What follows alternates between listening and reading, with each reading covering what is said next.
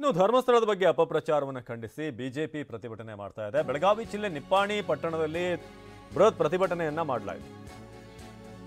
ಬೆಳಗಾವಿ ಜಿಲ್ಲೆಯ ನಿಪ್ಪಾಣಿ ಪಟ್ಟಣದಲ್ಲಿ ಆದಂತಹ ಪ್ರತಿಭಟನೆ, ಬಿಜೆಪಿ ಶಾಸಕಿ ಶಶಿಕಲಾ ಜೊಲ್ಲೆ ನೇತೃತ್ವದಲ್ಲಿ ಧರಣಿ. ಚೆನ್ನಮ್ಮ ವೃತ್ತದಿಂದ ತಹಶೀಲ್ದಾರ್ ಕಚೇರಿವರೆಗೆ ರ್ಯಾಲಿ ಮಾಡಲಾಯಿತು. ಪ್ರತಿಭಟನೆಯಲ್ಲಿ ಕಾರ್ಯಕರ್ತರು, ಸ್ಥಳೀಯರು ಭಾಗವಹಿಸಿದರು. ಅಪಪ್ರಚಾರ ಮಾಡ್ತಿರೋರ ವಿರುದ್ಧ ಕ್ರಮಕ್ಕೆ ಬಿಜೆಪಿಯ ನಾಯಕರುಗಳು, ಬಂದಂಥ ಕಾರ್ಯಕರ್ತರು ಆಗ್ರಹಿಸಿದರು.